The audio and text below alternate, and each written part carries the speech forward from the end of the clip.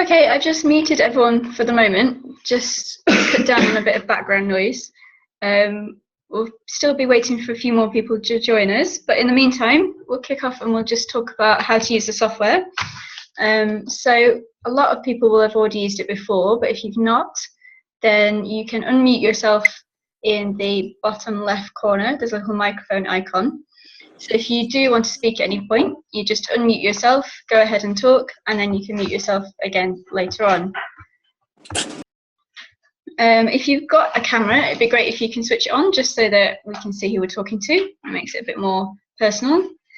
If you want to make sure as well that you can hear us and also that your microphone's working, that would also be great. Okay, so when we start the presentations, I'm going to bring up the agenda in a minute. If you've got any questions while we go through, you can either, there's a little raise hand function you can use, or there's a chat function, which is all sort of in the bottom. There's a list of things at the bottom of your screen. And if you click the chat icon, it will bring up a little chat box. You can type in anything you want, which we can save till later on in the discussion. You can either send it to everyone, or there's a drop down and you can send it to a specific person. That's the main functions. Okay, so I'll just bring up the, okay, thanks. I'll just bring up the agenda for today. If I can remember how to share my screen. There we go.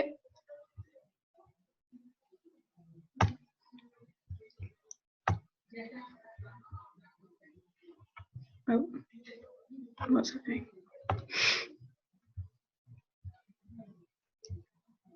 Okay, so you should all be able to see the agenda. Okay, so yep, we're going to do welcome and introductions. That's myself. Then we'll talk with Sharon Turnbull about gender and leadership. Then we're going to have a Q&A discussion after that. Again, if you've got any questions throughout, then just make sure that you make a note of those, so we'll come back to them later. Then we're going to hear from Ruth Bottomley, who works at INASP and is the head of our gender working group. He's going to talk about gender mainstreaming in higher education. We're going to have a bit more of a discussion, and then we've got some closing polls and farewells at the end, as always. Okay, so I'm going to, on that note, pass you on to Sharon. If I can remember how to do this.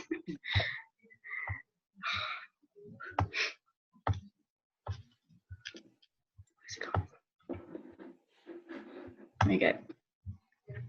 Okay. So Sharon and Jean, over to you. Thank you very much. So can everybody hear me? Oh, yes, I can hear me. So it must be working. So I'm Sharon Turnbull, and this is Jean Seller on my right, on your left, from Caplor Horizons, and some of you will have already worked with Caplor Horizons in the past. What Vanessa has asked me to do was just a short introduction on some ideas and some research around women in leadership and also gender in leadership, so that we can kick off a conversation, a discussion at the end of about 20 minutes. So it will be quite brief, with throwing out lots of ideas for you to think about, and then hopefully you'll have some comments, some ideas, some questions, and particularly some ideas as to how you might like to take back these ideas for both yourselves as leaders, but also into your consortia, and how you might work with these ideas. So let me see if I can move this on.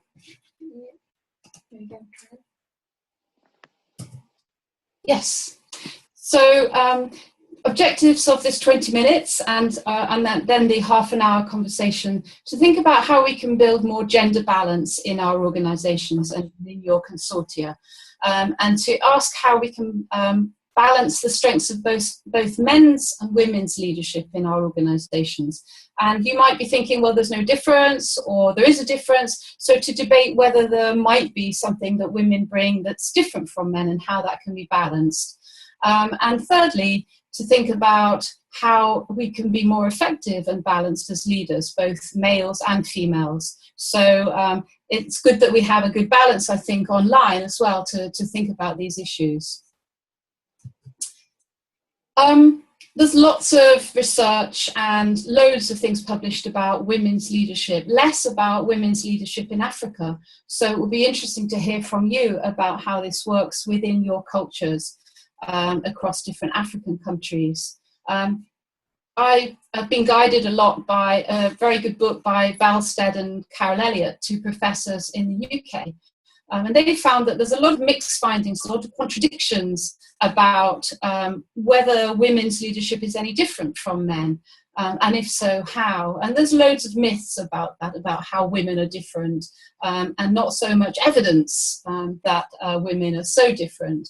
But the problem has been that leadership has had a particular way of being conceived for a long time, and it's and I've noticed this when I've worked in Kenya too, and it may be true across African countries, that we all seem to love the idea of the sort of masculinized, heroic leadership, the dominant leadership, where the leader is the top person, often the man at the top of the organization. And that for a long time has ruled out other ideas about leadership and how it could be enacted. So this has meant that ways of doing leadership by women have often been overlooked. So what I'd like to do is, the first point on that slide is talking about the fact that today, in today's very complex world, we probably need less of the heroic leadership and more of the egalitarian, the relational and distributed ideas about leadership. And by that, by egalitarian, the idea of a more democratic style of leadership.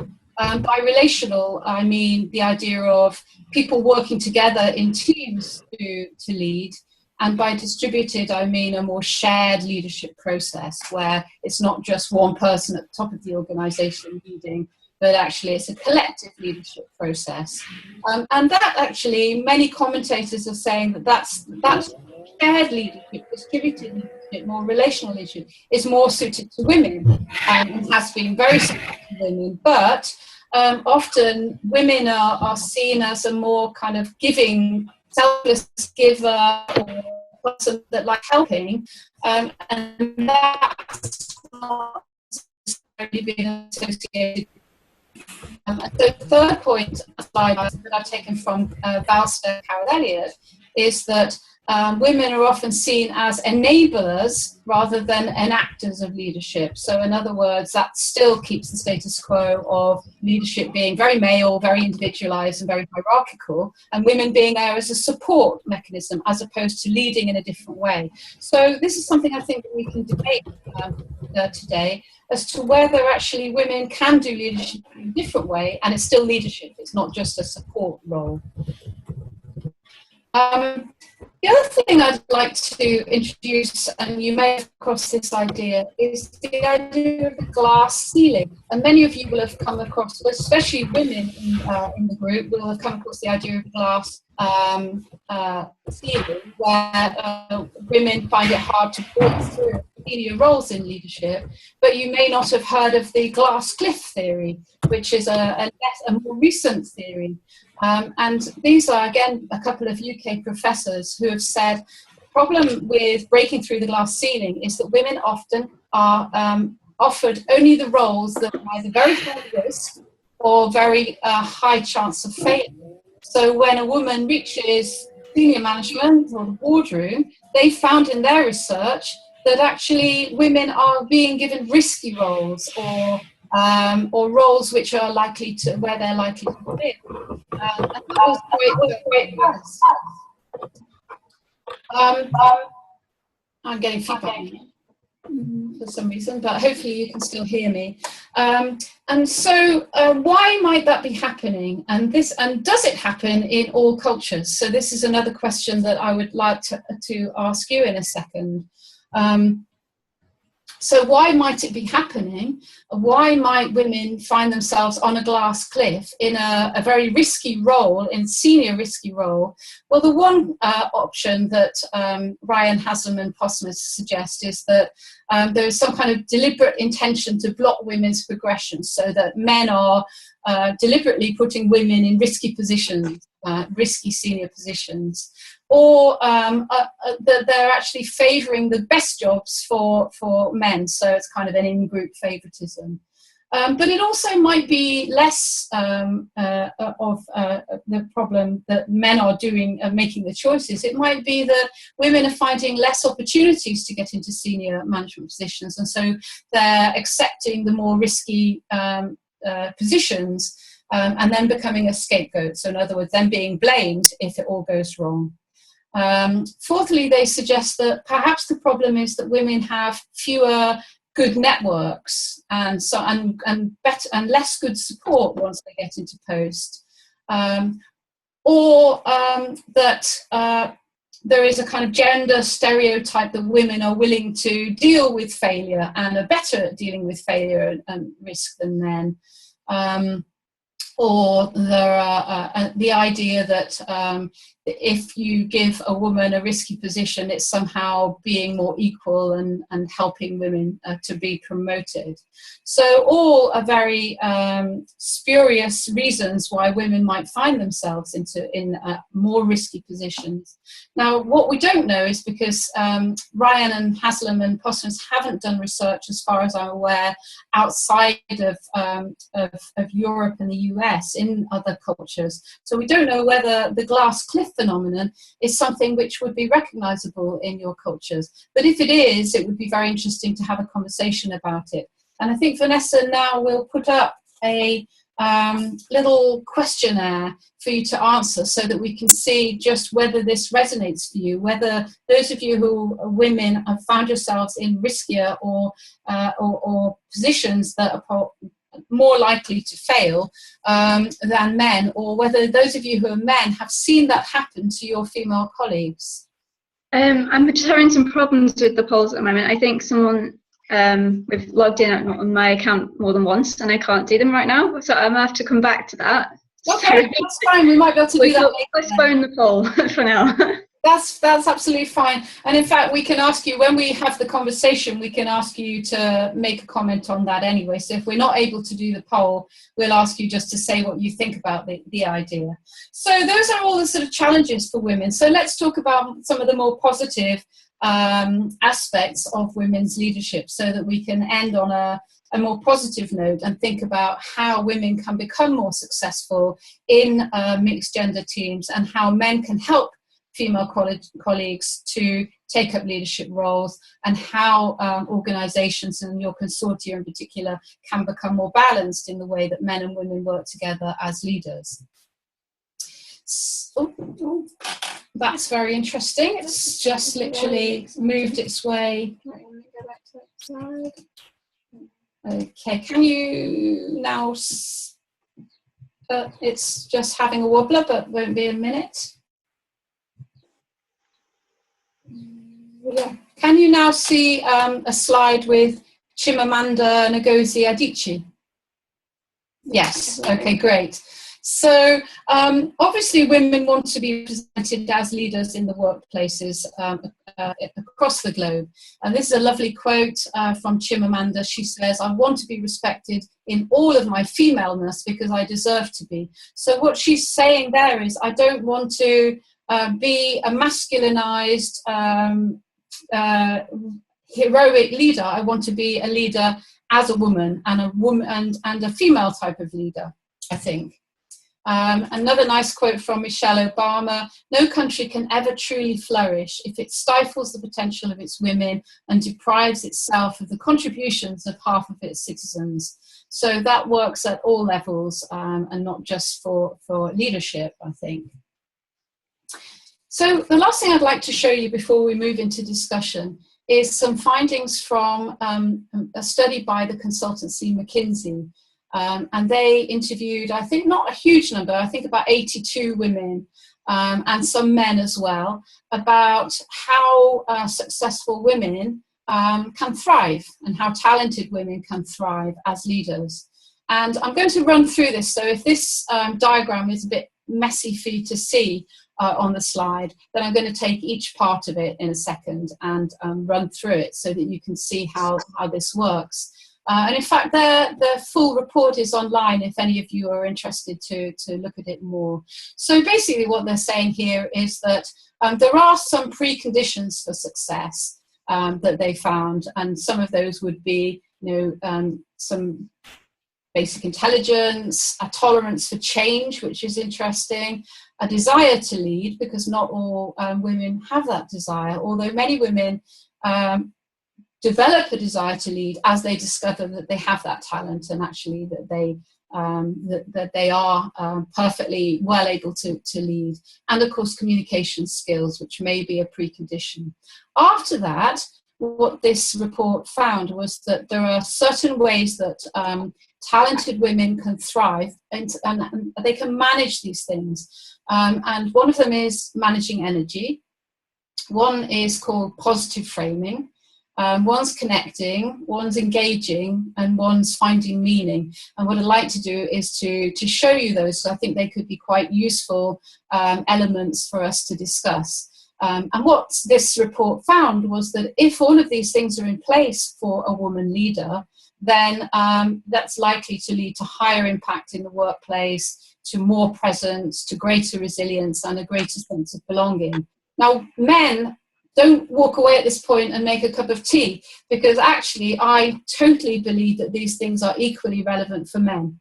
So the study was about women, but actually if a man can also do all of these things, I think this can really help all leaders in their leadership. So again, I'd be very interested in your thoughts about how you might be able to do these things. So just for the last 5 minutes, I'd just like to run through each of these. So meaning is about finding your strengths and finding what gives you meaning and putting them to work in the service of an inspiring purpose.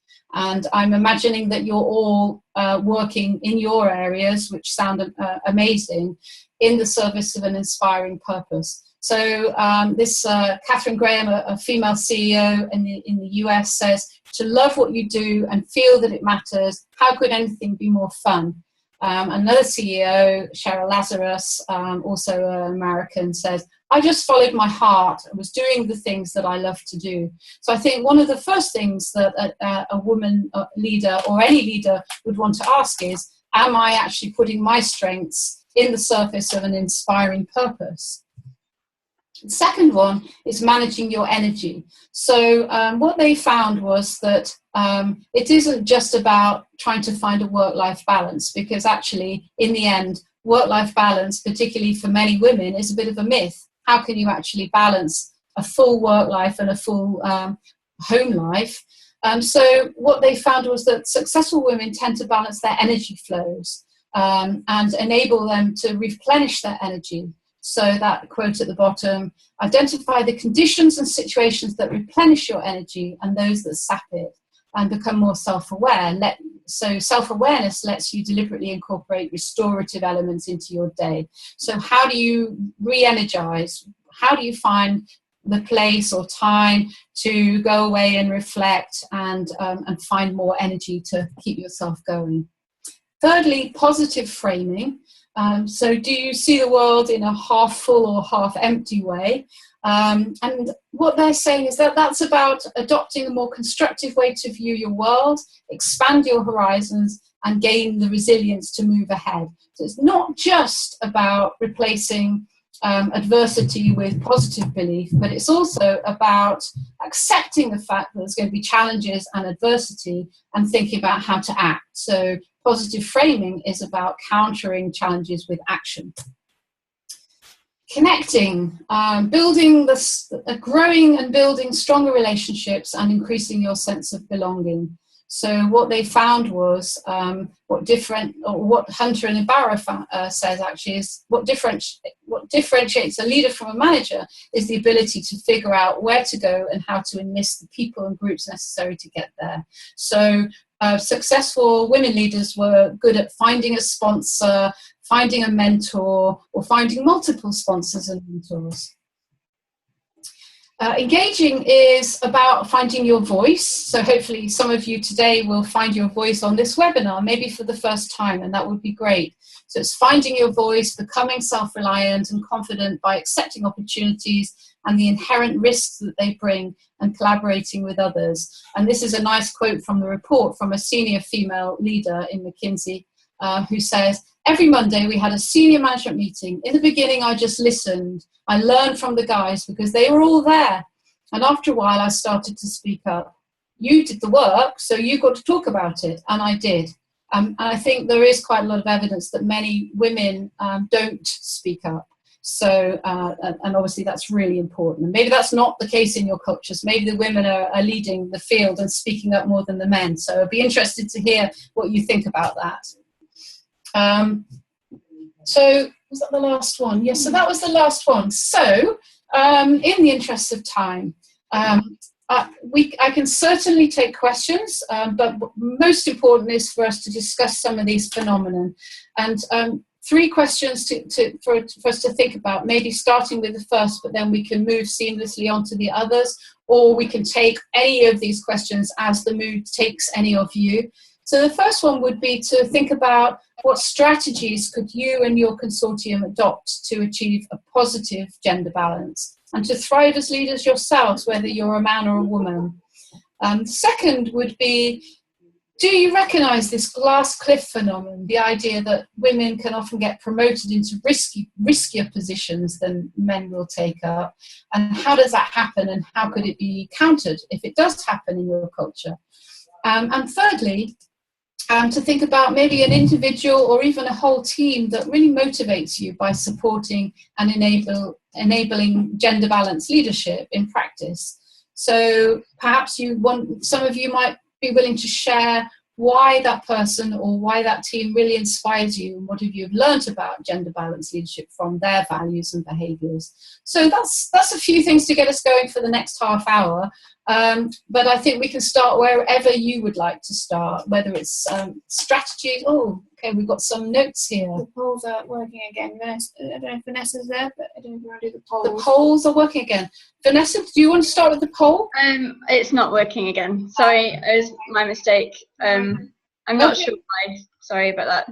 That's no problem. So, is there anybody who would like to kick us off and just comment on some of this stuff, or think about what you could do about it, what strategies you could take, or do you know, have you seen the glass cliff happening, or is there somebody or something or a group that have motivated you around gender balance in the workplace?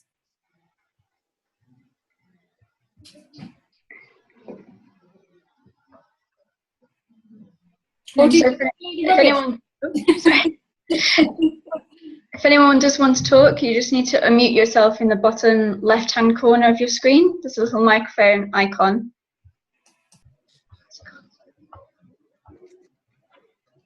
Okay, yeah, maybe we'll pass on to Ruth. I have a question, Sharon. I think that was a really interesting presentation.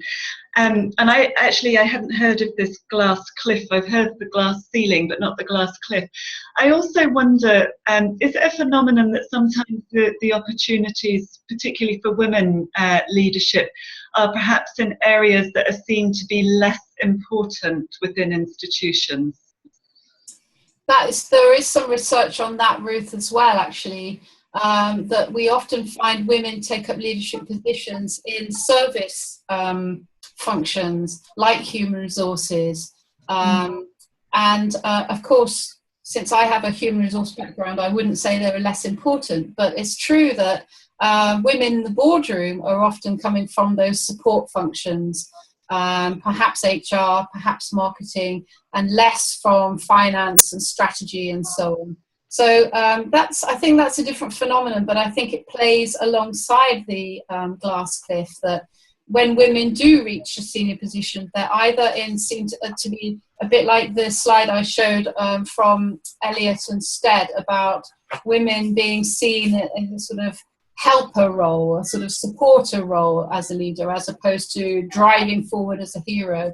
And I think that's something to do with the sort of functions that women are attracted to. And the glass cliff is this their discovery that in many situations, the women who do get the senior roles, irrespective of the function that they're in, find themselves failing. And it's not about them, it's about the challenge that they were given, whether it's a job or a project or whatever. It was going to fail, and women end up finding themselves picking up that role either by choice because it's the only role for them, or because some would say that men have, the old boys club or the men have colluded to make sure that only the successful jobs go to men and the less successful ones go to women. I hadn't heard of it until I started to read the research. And I was a bit shocked because I had no idea that that was happening either. And that's why I'm wondering whether this is more of a North American, European phenomenon, or whether this does happen in African countries as well. Thank you. I think Usha has her virtual hand up. If you'd like to talk, Usha. Thank you, Vanessa, and thank you, Sharon, for that great presentation. I just wanted to sort of reflect on my observations when I was doing the training in Uganda, and I'm hoping that there's some colleagues there. Sorry, can you see me? Yes. Okay.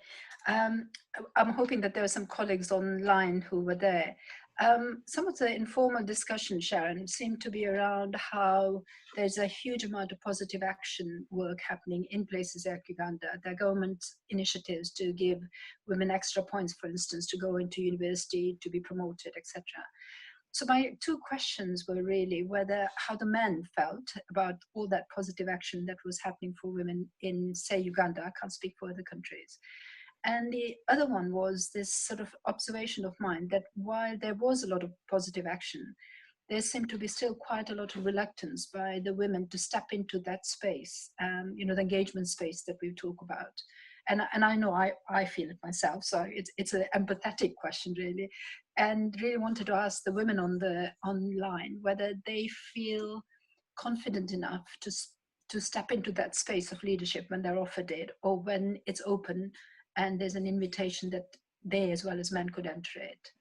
Does that make sense? So two questions really. Yeah, good questions. Thank you, Usha. Is there anybody from Uganda there? We have a few people from Uganda, so come on guys, let's have a reply. You were very, very vocal when I was there. What's happened to you? Come on. So this question about how do the men feel about having so much positive action to get women into places? Good afternoon. Hello. Hello. This is Rona speaking from Uganda. Yay, hi, Ronald. Thank you. I thank you so much for the presentation. I really like the way you presented, and I would like to answer what Osas does as about the men feeling about women representation. I think it is good for us, especially in the consortium of Uganda University Libraries. We have quite a number of female in the executive, both the current, the fractional committees, and so many. So there are times when we are balanced, we feel working together with them is really a nice thing. Maybe about the question on what strategies could consortium adopt to achieve a positive gender balance. For us, whereas in Uganda, especially the consortium of Uganda University is well balanced in terms of gender. For other consortia in other countries, I think the key thing for them is to try to reserve some kind of position for women to kind of get them on the board. Because if that one is not done in some countries, you realize that women will continue shying away. At the end of the day, the consortium structure management will be dominated by the male. That is my humble contribution. Thank you so much. It's a great contribution, Ronald. Thank you. Vanessa, there's a question that's come up on from May Stovgard. I don't know if everyone can see that. Yeah, everybody should be able to see it. So Sharon, I don't know if you've got any insights about that. Sure, I'll read it then. So thank you, Mai. She says, it's a she, I guess, Mai? Yes, yeah. I was very interested to hear Sharon talk about support networks, and this reminded me of a network that the Somali organisation called SIDRA has tried to set up to support women researchers. Could Sharon say a little bit more about how such support networks might work? The question is from Kamal. Okay, Kamal. Yes, there's a whole load of research on this as well, but it seems to be that there are a number of different networks. And again, this is something that I think men have been doing very well for a long time, and women are trying to do more of now in the workplace, and particularly women leaders. And I think it's wonderful because it's often women report lack of self-confidence and lack of willingness to speak up, and feel more compelled to do so when they build strong networks with other women who feel the same. And that's seems to be quite common. It might be something to do with education, how we're brought up in the family home, why we have this many women feel less self-confident about becoming a leader or speaking up. And there seem to be a number of ways to do networking. And there are work-based networks, so networks within your own organisation. Then there are professional networks. There are networks that are related to organisations that you need to work with. And how they might work, I think, would depend on the local setting, and they work in many different ways. But often they are specifically there to enable women to think about their own career progression. But other times they're more for women to have a space to talk about how to balance their energy and their work and their life, because often women find themselves with more caring roles than some men. Not saying always, but sometimes women have, either children or parents or other relatives to care for, and that's changing in society, and many men are taking up that role as well. But traditionally, women have had more to balance, and so in networks, women have found it useful to talk through some of those issues. Also, to talk about how to represent their voice, so how to find their voice when they're in a meeting or when they're having to present a set of ideas. The research, there's some very good research by Herminia Ibarra, who talks about networking, both for men and women, and saying how very important professional networking is, and finding people within and outside of the organisation who will support you, who you can talk to, and who will also mentor you. And that could be people who are doing similar roles in other organisations, and they may be doing similar roles, so you can actually coach each other, share ideas and so on. So it's a very important aspect of leadership. I think there needs to be more thought in organisations as to how to do it, and it actually will enable more people to feel confident about being leaders. So it's a great question from Kamal. It might be a lovely question to ask you guys as to how you think you can develop more support for each other and more networking for each other.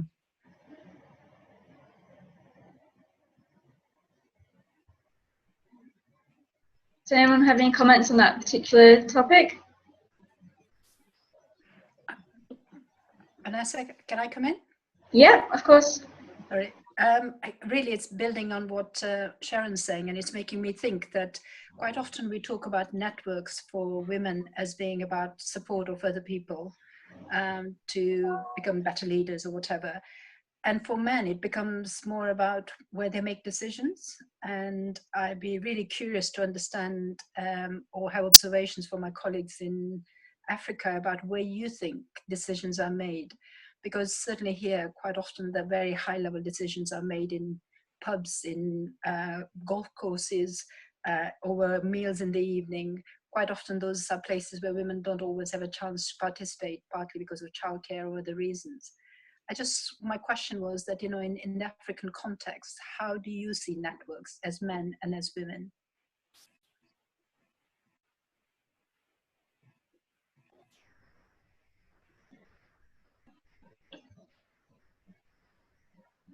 Any of our partners in Africa like to have a go at answering that question?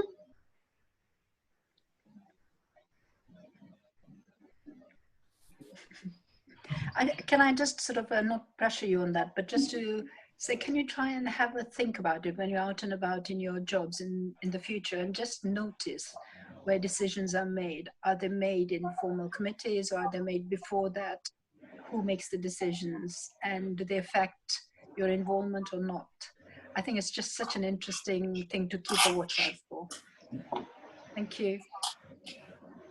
Just a response to that, Usha, while you're all thinking, when I worked at a university in the UK, Lancaster University, the dean of the business school was a man, and all my male colleagues kept saying to me, oh, when I was talking to Stephen in the gents' toilet, he said this, that, and the other, and he was the dean, and I could never have these conversations because they all bumped into him in the gents' toilet. And a woman became the dean, and we never had toilet conversations. At least there was a bit more access to her. And I think it's absolutely right that where decisions are made and how we access people who will influence those decisions are really critical, hence the importance of building networks, not just female only or male only, but certainly networks for women can be very helpful in enabling you to find that voice that we were talking about. And I'm wondering what's stopping you finding your voices this morning?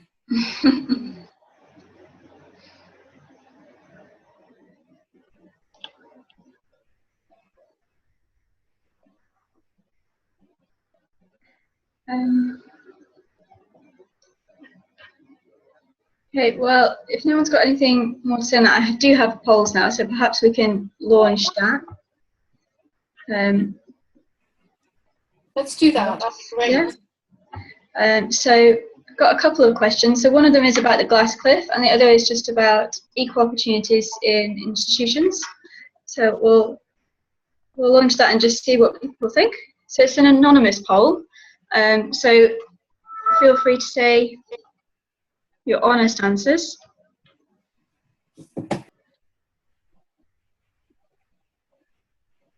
Okay, so if I end, a few more. Okay, so if I end it now, you should all be able to see the results. So if I share those results, you can see those on the screen now. So, interesting. Very interesting. So it looks like it is a phenomenon in Africa too. So that's interesting. So thinking about how to deal with it is an important point, I think.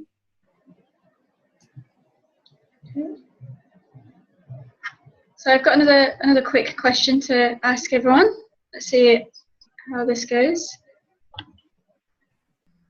Okay, thanks so much. I'm going to also share these results then.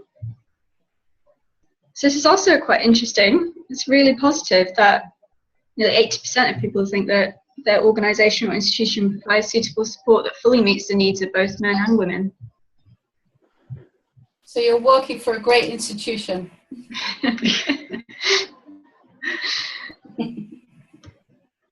Okay, I think can I ask a question around what the people who might have said no? I just wondered what extra support they might think they need that they're not getting. If anybody wants to elaborate on it.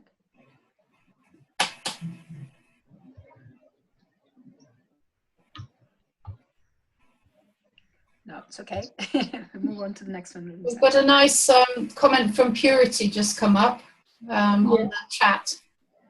Really interesting. Agreeing that we have to find other ways to meet and not the pub in the evening.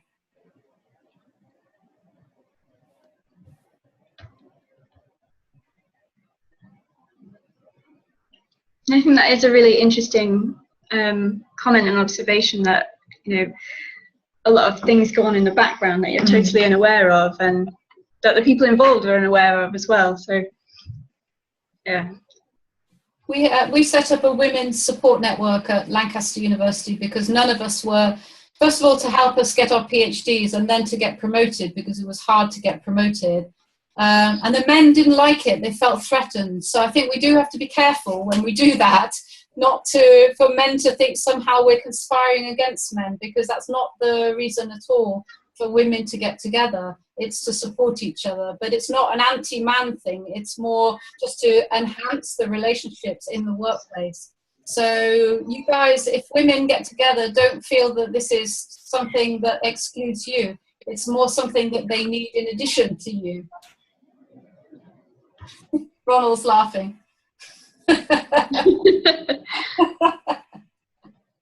It's true though, Ronald. We need you too. We need networks with you as well.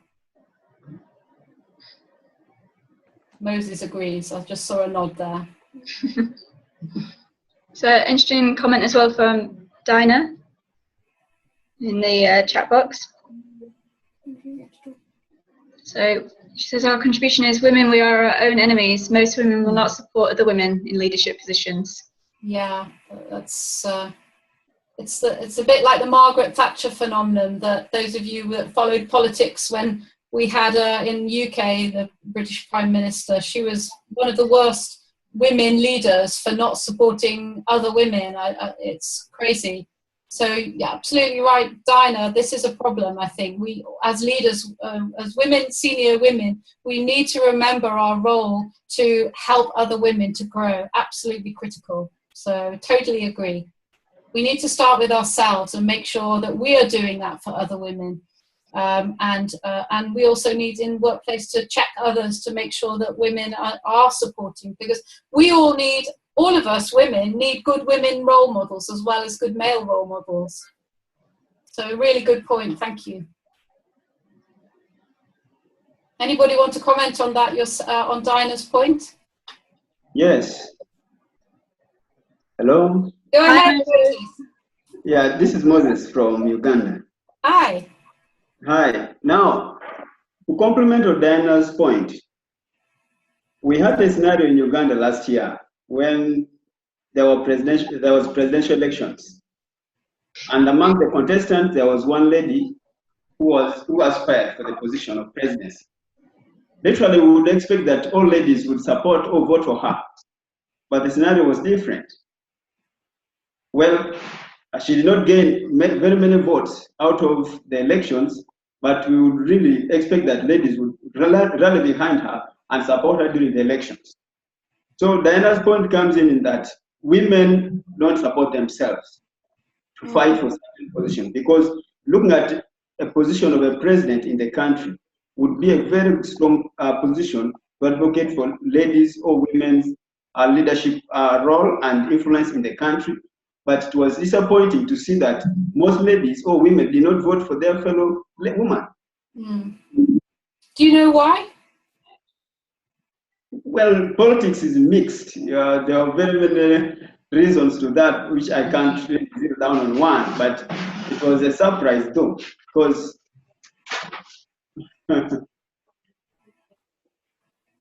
yeah. Well, my colleague Jacqueline wants to add on top of that. She's here. Hello. Hello.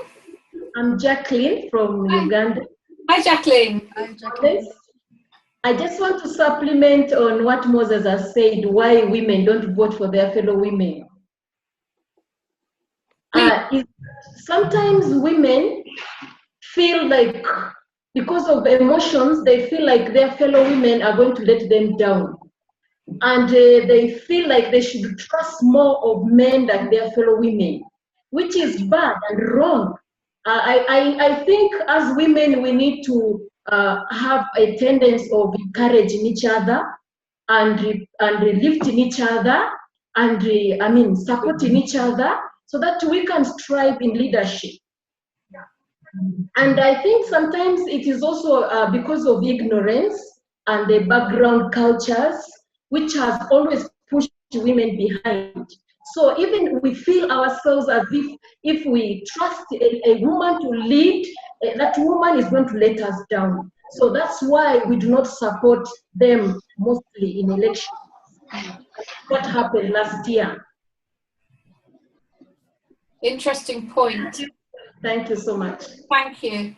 I think we need some more, even more great female role models out there to show women that women can lead very competently, but maybe in a different way. As I said at the beginning, they don't have to necessarily be loud and heroic. They could be quiet and democratic and involving and participating, and do a really great leadership job in a different way from men. And maybe some men could be leaders in that way too. So we don't have to follow the old traditional model of leadership, I think. We've got some good chat stuff going on the other side. Yeah, so can I pick up on a comment from Arnold? So he was saying that, speaking from the point of view of the Library Consortium in Kenya, he said in Kenya we know more that there's a lot of women chief librarians and directors, more so than men. He also agreed with the poll that most institutions have well embraced gender balance in leadership, which is great. I also received a comment via email from Judith, who is the chairperson in Uganda, and she couldn't attend today, but she sent some comments via email. So she was saying a similar thing. She was saying at the start the profession was dominated by women and the job was considered quite feminine, and there's a lot of women in leadership, but over the years and with the integration of more ICT, men have quickly come on board and it's balanced out the equation and there's more of a balance in leadership. However, she fears that as libraries get more and more virtual, men could dominate more due to their flexibility to adopt and use IT as compared to women, in her opinion.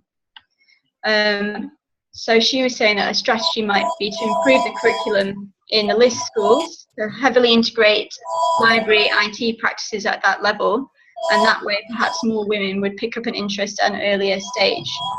So I'm just wondering if there's any comments from our African colleagues on this topic, and if there is a barrier around perhaps IT usage and access for women, if there's perhaps not quite the same opportunities for learning IT skills at an early level. I'm not sure. So I'd quite be interested to hear what people have to say on that.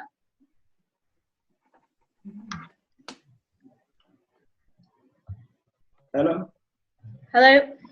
Yeah, just a quick supplement on issue of women in leadership in the library profession.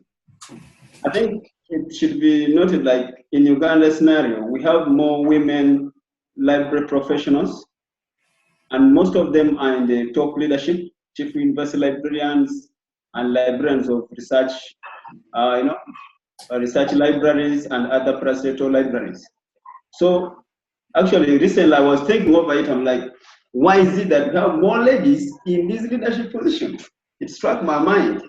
But I think it's a positive indicator in Uganda's case that women have really risen to leadership positions and they are really performing well according to indicators in different aspects. But for Uganda's case, we know that there are more librarians who are ladies and they are more into the leadership position or management levels. That's a supplement. Hi. Hi, Ronald. I just wanted to make a simple contribution in line with the email which Vanessa read from Judith. I think whereas Moses said that there are so many librarians, okay, the fact is in Uganda, the first people thought to be a librarian is a women profession. But now as time went by, IT came into the field, and you realize that when you take a lot of women in Uganda embracing ICT, especially these days where the library is moving, there are very few women actually who are embracing IT to remain in that field. If you take example of the system librarians in all the universities in Uganda, you'll realize that all those positions are occupied by men. And this gives you a clear indication that women fear that the other part of IT. So I think if we are to look at balanced gender in this work environment, we need to encourage women to take initiative in learning these ICT equipment, the modern technology, and move the world.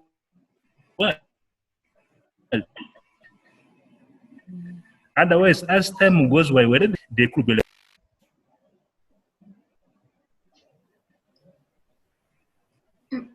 Ronald, I think we lost you a little bit at the end there. It's okay, I'm done. Thank The you. really important point that you're making about ICT. I think it's true. I am guilty.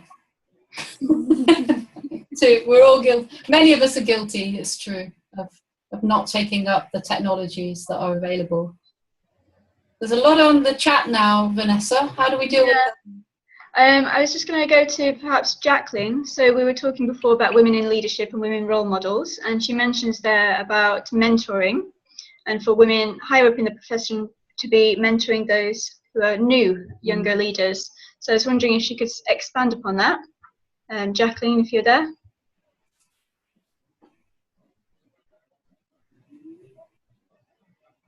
Just a moment. Okay. Thanks, Moses. Sorry, I'm following on audio, and also I come to share with Moses. I can expand on that. What I was meaning, as Moses had said, that in Uganda, most libraries are now being led by women. And if you look at the age of the women who are leading in these libraries, is almost advanced. And I was suggesting that so that we do not create a gap, the women leaders who are already leading the libraries should be able to mentor the younger ones so that they can be able to take over after them. They have retired from services, which I actually see there's going to be a gap if that is not done. Yes, thank you. Thanks. Agree. Okay. We just have a quick scan through the chat. So we've got so many comments, which is great. So I'm just trying to see if there's any more questions to pick up specifically. I think Arnold was talking again about the glass cliff position, and he's been doing some reading and shared some more about that. Nina is agreeing that not enough women take up positions in technology, which is true, I think, across, well, pretty much all sectors and all countries, as far as I'm aware. So I don't think if, I have any message. So from Purity, succession planning and mentoring young women needs to be embraced. This is actually what's happening in Kenya with Jacinta Wary, who is mentoring many people. So Jacinta is an INASP associate and was very involved in the library consortium in Kenya. And she's been great at mentoring many different people across different INASP countries. So that's a really good point. Okay, are there any more questions or comments at this point before we move on to Ruth is going to speak about gender mainstreaming in higher education? Hi, Vanessa, I have one question. Hi, Kamal. Hi. It was just about, I was very interested to hear Ronald talk about technology and the impact of technology and the liberating or constraining impact it can have. And I was just reminded of sometimes that, in some of the gender conversations that we've had, people have seen technology as, for example, birth control as potentially having a liberating effect or changing the dynamics of sort of gender and women's empowerment. So, and I know that's not an uncontroversial point, but it's a point that's been made. And I'm wondering if anyone had any reflections around other technologies that could be help to have a kind of a liberating effect in terms of changing the dynamics of women in leadership.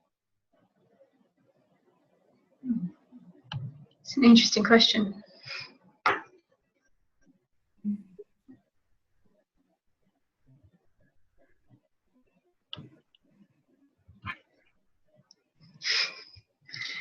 We might need time to think about that. I was just thinking. I guess it's not a technology necessarily, but for me, one of the things that I think has been really highly impactful for women that I work with is just the whole notion of coaching. And having somebody who will actually ask you some really good, strong questions. So it's not the soft coaching of, just being nice to you, but actually giving you some challenging support. has been really impactful. Obviously, it's not a technology in the inverted commas bit, but I just wondered whether other people felt that things like coaching is familiar in the African context and whether more of it would be useful.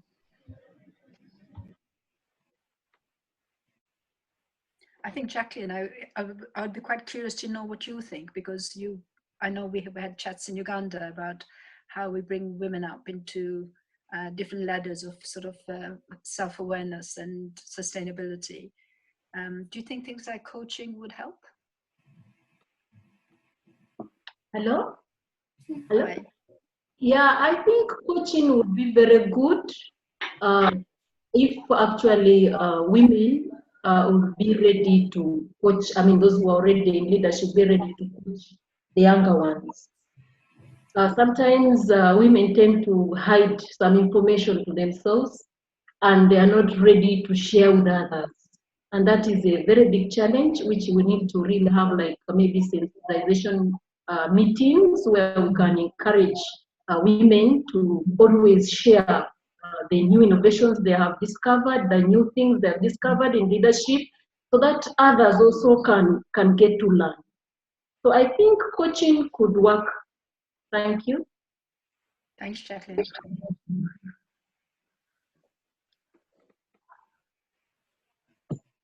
Just in terms of technology, I'm going to talk a little bit about it in a minute, but we, as you know, we run a lot of online courses, and we also have an online system called AuthorAid that supports early career researchers. So we've looked in quite a lot to how we can better support women to use those systems, because we realised, in fact, that we were reaching a lot more men than women. And so the technology side has been a challenge, but I'll talk a bit about that in a moment.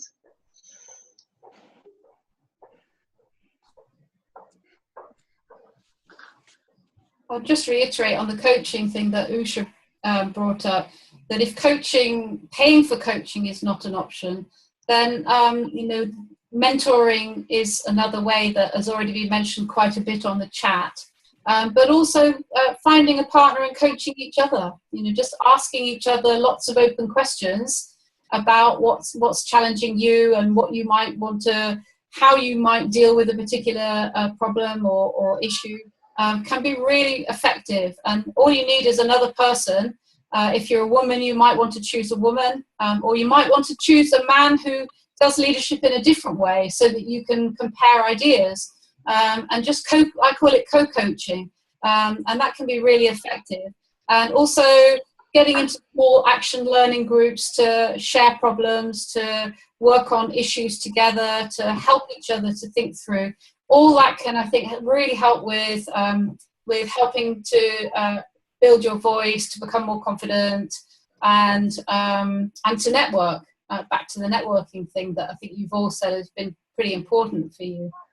So you can be quite creative with the coaching idea, even if it's not about paying somebody to coach you. You can coach each other. That's a really good point. Okay, thanks, Sharon. I'll just ask quickly if there's any more comments or questions before we move on, and then we'll move on to Ruth's presentation. Yeah, just a quick one. Yeah, go ahead. Young leaders, young ladies, or young librarians in this context willing to be mentored into positions of greater leadership? Because from the discussion we've had, we know that there are many women librarians in positions, and as Jacqueline noted, the generational gap is quite wide. My concern is, are the young ones willing to be mentored into leadership positions that they can take over eventually? That's also something we have to look into. Okay. Good idea. That's a really good point. And just to add another thing that I've been reading about recently is where organizations ask young people to mentor the older people around technologies. So it's reverse mentoring, because they're the people that know how to use the technologies. So also consider that as a mentoring role. Get the younger people to mentor the older people in the technology, whilst you mentor some of the younger people in leadership. And there's a good trade. I think that's a great idea. Okay. Any other comments at this point?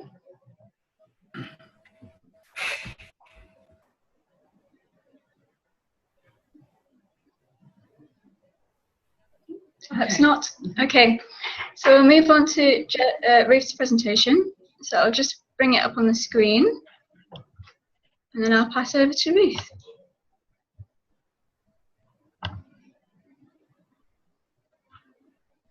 That is not it. There we go. So you should all be able to see that. Can you nod if you can see the presentation? Yeah. Okay, great. Good. Okay, thanks, Vanessa.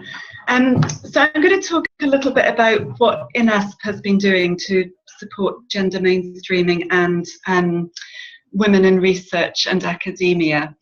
A big part of our sort of aim of our work really is to support researchers, academics, librarians in African countries and elsewhere in the world, so that they have really the same opportunities as researchers, academics and librarians in the North.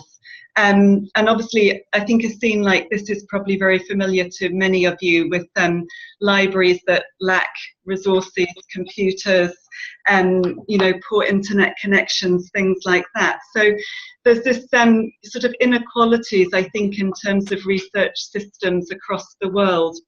But as we sort of focus deeper on our work, we also realise that there are inequalities within those systems as well. So we realise that while academics and researchers in the countries where we work face challenges, there are more specific challenges facing women researchers, which makes it even more difficult for them to pursue their careers. So, for example, we did some research just looking at some of our programme data in the past, and we found that there were really notable differences in terms of our ability to reach men and women. Our workshop participants were predominantly male. I think 4 out of 5 of our grants were given to men rather than women. And many of the leaders within the institutions who were our partners were also men. So we began to talk to people and partners about the situation. We talked to some women researchers in Tanzania, and they told us about problems that they had in conducting research in the field, and how often they couldn't present their research to village chiefs because the village chief were male and it was not appropriate for women to address males directly. Also about not being able to go out and do fisheries research because, again, they were not allowed to be on the boats with the male fishermen. So there's many problems, and also they felt often that institutions that they worked in didn't support them in a way that they could have the same opportunities as men. So this was around things, you know, that women often needed slightly more flexible working hours because of childcare or family responsibilities. But because of the pace of work within the institutions, those needs of women weren't being recognised. So we've really tried to bring a stronger gender focus to our work. And I've got a quote here that's from our current strategy that shows how we are showing our commitment to gender and really trying to address the needs of both men and women across our work, but also to some extent maybe help to challenge some of the structural issues that are keeping inequalities in place. So it's a big ask. I'm not sure how much we're up to it, but we're working with some partners to try and meet this aim of ours. So we've talked a little bit about technology and sort of differences in maybe not necessarily abilities, but confidence to use technologies. through our author aid work, where we support early career researchers to publish, we've looked at how we can better support some of the women researchers in helping them to take that sort of first step to publish, which of course, as you know, is also very crucial for developing academic careers and being promoted often. So a lot of it's to do with managing time and energy. Some of the issues that Sharon talked about, managing time and energy, this balancing idea of work and sort of personal family commitments.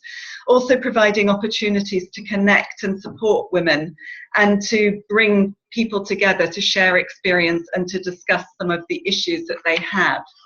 So we run many online research writing courses, and we've been sort of looking into this more deeply in terms of how the courses are experienced by both men and women. And we found actually that the course enables people to learn at a time that suits them, and that seems to be particularly valuable to women who are juggling work and childcare with their own professional development. And it also means that in some countries where it's more difficult for women to travel on their own or to be away from home at workshops, that they're able to study at home and therefore, you know, finish courses which they wouldn't otherwise be able to do. We've made a real effort to help in terms of digital literacy for these online courses as well. So we have a number of guest facilitators who help to facilitate these online courses, and we're encouraging more and more women to do this so that they get the experience of working on a Moodle platform, which is the platform in which we run the online courses, and also in terms of how to facilitate a course such as this. We also have an online mentoring system to support early career researchers. And again, this has been something where we've had quite a lot of male mentors who are there to support early career researchers. And I think because many of them are male mentors, we've perhaps had also less take up from women who want to find mentors because perhaps they feel uncomfortable to work directly with male mentors that they don't know personally because it's on an online basis. So again, we've done quite a lot of work to increase the number of female mentors that we have on the system, and also to encourage more women to sign up as mentees.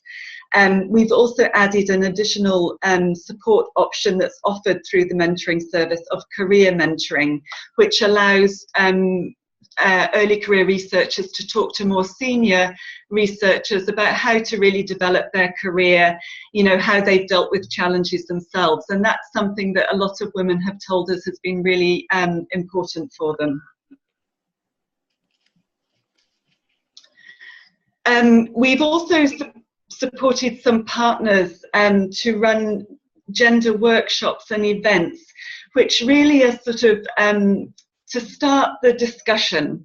Often we found that people realize that there are, you know, they notice that there are challenges, they notice that there are maybe differences in the ability for people to advance careers or to have opportunities, but often it's just noticed and it's not really discussed.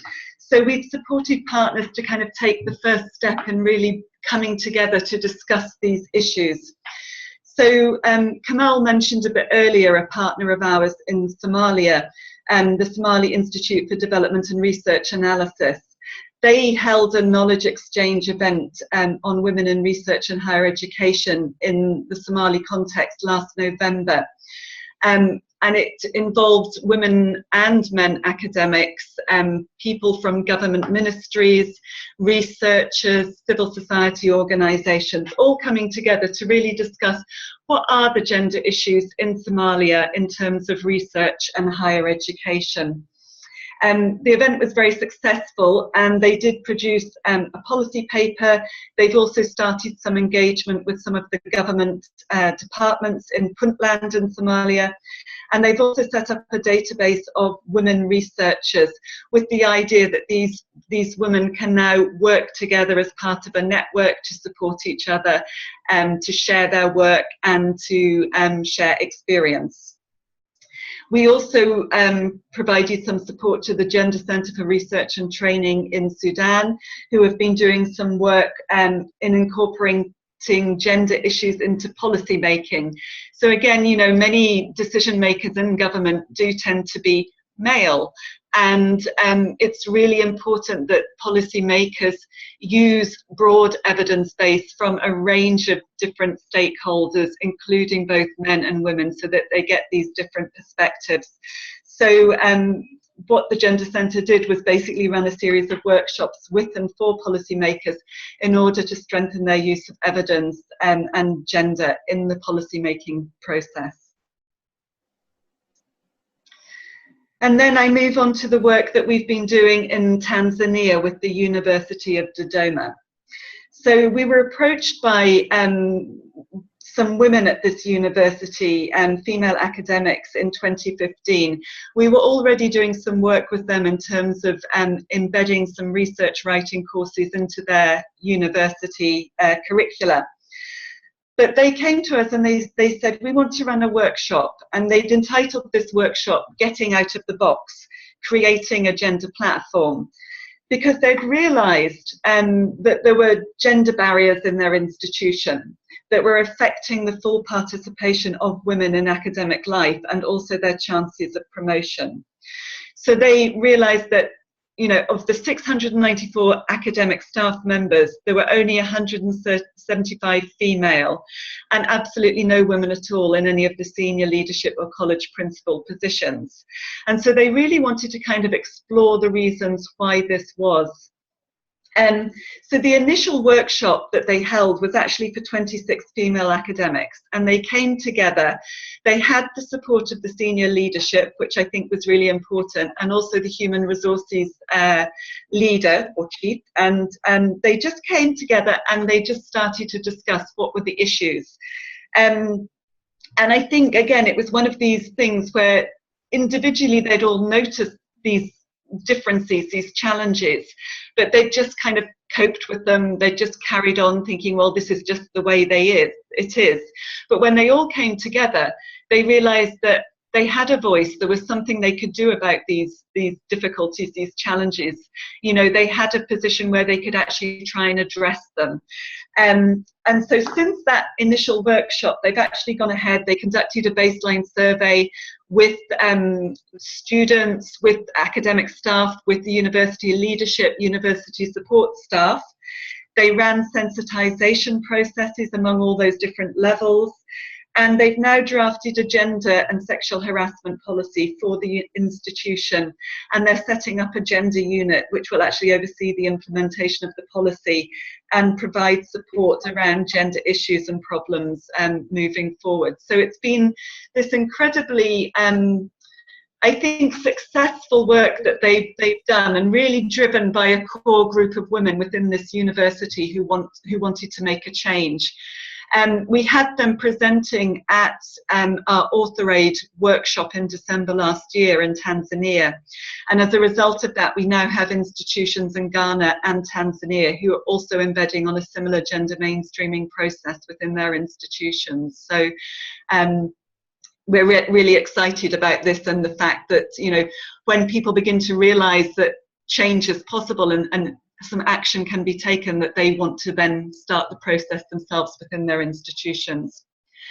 As a result of the work that we did with Dodoma, we developed a gender toolkit, which basically provides the materials and resources to run a gender sensitization workshop within an institution. So this was very much developed based on the work that Dodoma did, based on the content of the workshop that they had at their institution. And it's really around 6 different topics. The first one looking at defining and exploring gender concepts, to get those clear at the beginning and to make sure there's a shared understanding of what's being talked about. Defining and exploring what we really mean by gender mainstreaming. And then taking in topic 3, the discussions to a global level. So looking at the higher education situation in terms of gender, in terms of the male and female participation in higher education, and looking at some of the figures from across the world, so that then as you move to topic 4 and you look at your own local situation, you can reflect that back to the global situation. In topic 5, we begin an action planning process, which really helps people to start bringing the issues that they've identified during the workshop and to start thinking about specific actions that can be taken, thinking about when they'll be implemented, who will be responsible, who needs to be involved. So it's the first step really in developing an action plan to take forward some gender work within an institution. And then, of course, there's a final workshop reflection evaluation at the end. So this toolkit will be what is used by our partners in Ghana and Tanzania to take forward their gender mainstreaming as well. So we look forward to seeing how they get on with using it. Obviously, our gender work is really, it's still in the early stages, I think, but we have kind of started to bring together a few bits of learning reflection that I just wanted to share with you all as well. And I think this is something that very much comes from the experience of our partners, that there really needs to be shared responsibility for gender mainstreaming within an organisation. So you need to get the buy-in of the top leadership so that it can really begin to take root within the institution. But at the same time, it often needs just a core group of champions who can really help to initiate the process and drive it through. So the group of women at Dodoma, I think, were a very good example of that. They were the ones that took the initiative, but they did also make sure that they had the buy-in from the top leadership. Context obviously is important. I mean, we also within INASP have done our own gender audit, where we looked at ourselves and our programs and decided how we could better mainstream gender within INASP and the work that we do. But our context is very different, say, from the context within many of your institutions, or in Africa or Asia or elsewhere. So it's really up to institutions to decide on the agenda and also the process and pace of change, because in each context and each institution it's going to be slightly different. We've also found that opportunities to connect and share experience has been really important, because it creates both awareness, it also creates understanding of what these sort of gender mainstreaming processes are going to try and achieve, and it also creates the motivation, I think, to do things. So again, as I said, when the University of Dodoma came to present at the Author Aid workshop, it was really inspirational for some of the other partners there to see what they could do, and I think that was kind of the motivation that pushed them on to decide they wanted to follow similar processes themselves. So really being able to kind of learn from each other is really important. And linked to that, I think, is really capturing how change happens and also some of the challenges. So often, within projects and programs, we often try to capture, the success, what we've really, achieved. But I think particularly with some of this looking at these very sort of sensitive gender issues, it's really important to also capture some of the challenges and how they were dealt with. So we're working at the moment with some of our partners to try to understand, how did they deal with challenges, for example, in the University of Dodoma. We have a very good example from, I think it was at the Author Aid workshop, where Flora, one of the ladies who led the gender mainstreaming in Dodoma, was asked that very question about, well, surely it's because women don't support other women in the institution, and that's why, the women are not progressing. And she was able to say, well, we have conducted a study throughout the university on this, and this was not something that was raised as a barrier. So for them, it wasn't an issue that they themselves were addressing, although they were aware of it. There were other things that had been raised as barriers that they wanted to address first. So I think really understanding how people can respond to some of the challenges as they go through this process, which helps to build confidence, is a very important part of the process. So that's what I wanted to share with you today. I don't know whether there's any questions around any of this work that we've been doing, but I'd love to hear from you if there are. That's a question. Yep, go ahead, Moses.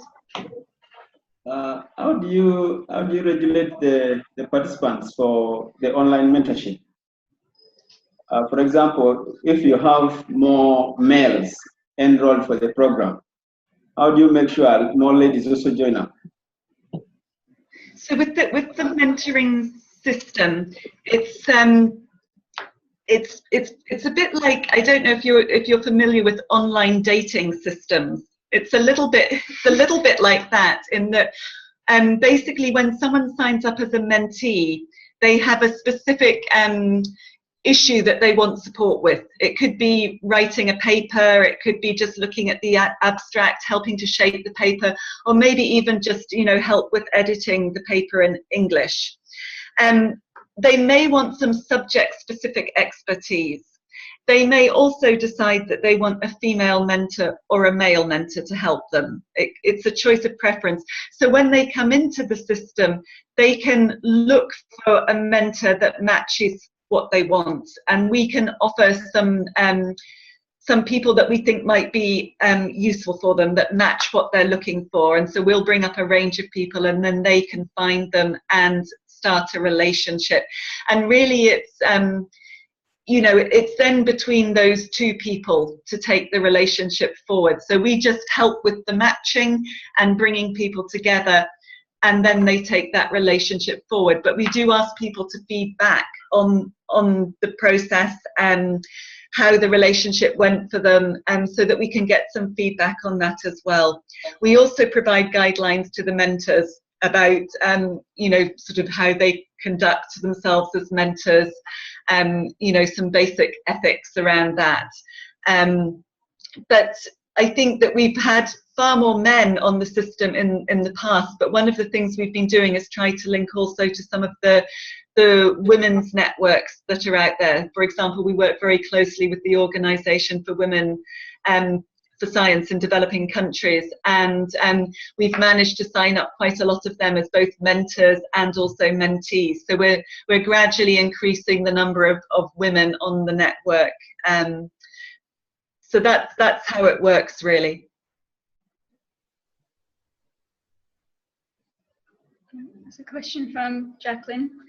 So Jacqueline wants to know, what is the current status of gender mainstreaming at Dodoma University after INASP's effort?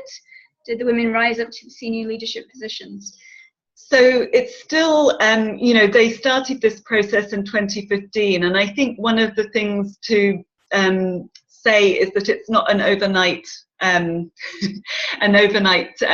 process. It's something that takes quite a long time. So they've been working, you know, for the last 2 years really to kind of bring this process to fruition by doing the study, by doing some more sensitization throughout the university to make sure that people really kind of understood what the process was about, so that they didn't feel threatened about it. But I think now that they have a draft policy in place, which will now sort of be approved through the university channels, and I think once that policy is in once it's being implemented, then hopefully they will begin to see some changes. But I think that they've already seen changes just in terms of people recognizing more and talking about the issues than before. And I mean, we have also seen that within INASP, you know, with the gender audit that we did ourselves, that I think in the beginning we weren't really talking about gender issues. We weren't really considering it in our work. Since we did the process, we've really begun to talk much more about it, and it's much more on the table and in the open. So I think that's a really important first step. So we'll wait and we'll see what happens, and hopefully, you know, I think certainly the women at Dodoma are feeling very empowered, and because they're in sort of they're in academic positions at the university. Hopefully they'll also be empowering some of their female students as well. So gradually things will change within that university. That's great.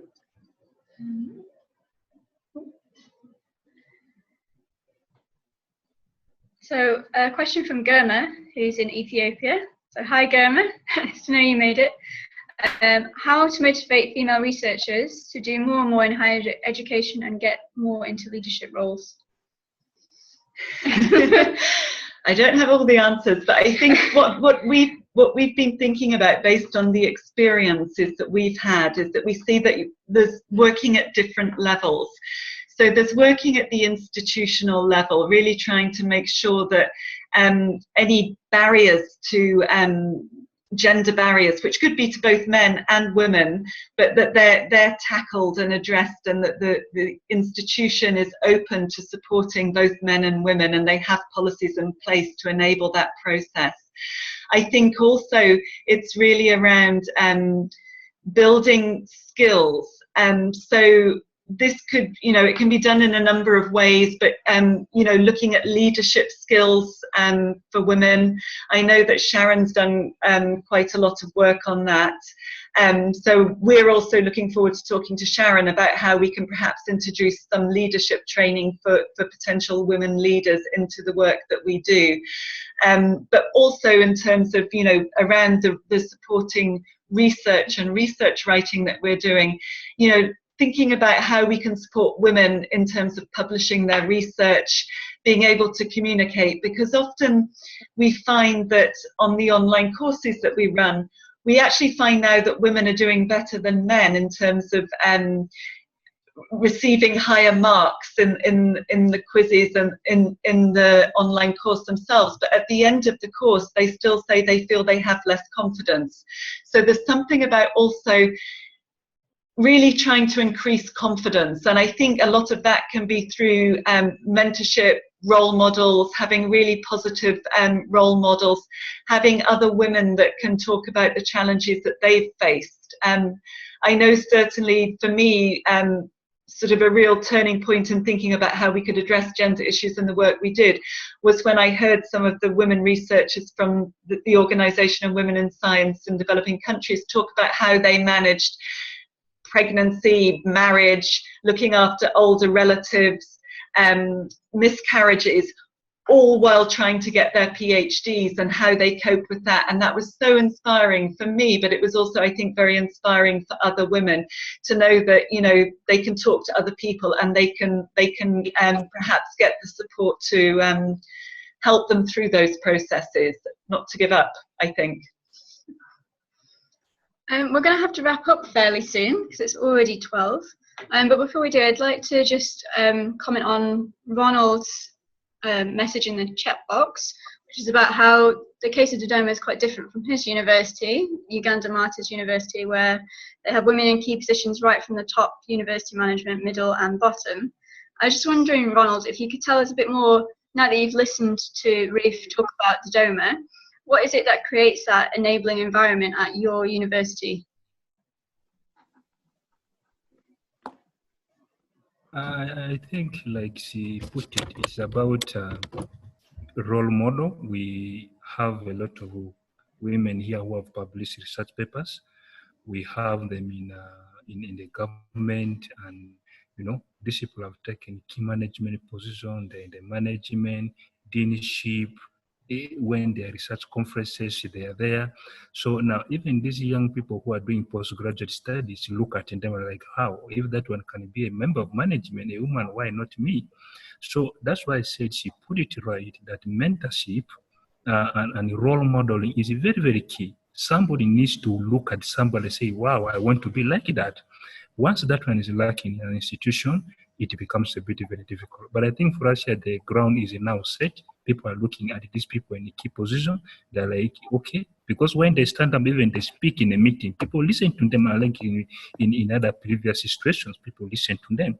And the young ladies are saying, wow, that is what I want to be. If she can be, if she can do mathematics, if she can do computer science, if she can be, they look and then they're like, I want to be like that. And it is, I think, a very, very important thing. And that's why I mentioned that she put it right.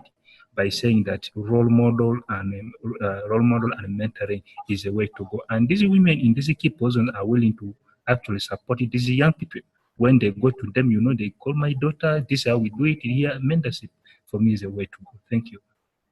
Thanks, Ronald. That's great. Yes, I could just add a line there.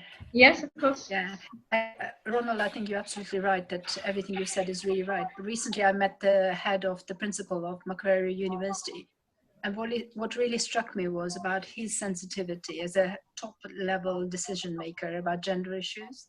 And I think while we do lots of training with women, we mustn't forget that actually some of the people who make the decision, the training that's also needed is with the top decision makers, get them to understand what the issues are.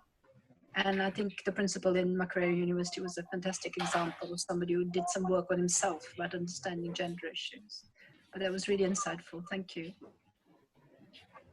Okay, thank you. Do we have any further comments before we'll have to wrap up the webinar? It's been great. I feel like time's flown by, because it's been such an interesting discussion. We do have the communities of practice, so I would encourage you to take the discussion onto there, sort of widen it out to people that might not have been able to attend today, and that would be great. I'm just going to pop up the polls we do at the end of every webinar so far, just to get your feedback on today. So I'll just pop that up on your screen.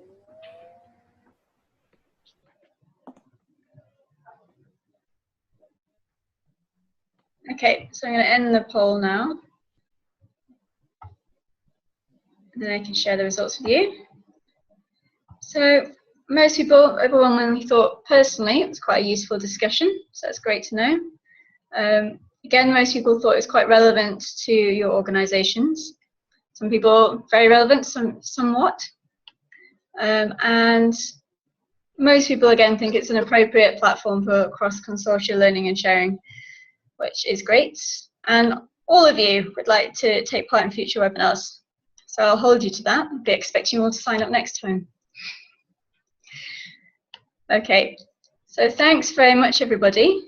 I'll make sure that I share the recording and we pick up the conversation on the communities of practice. So thanks very much to everyone. Thanks, Vanessa. Thank you. Bye-bye. Bye.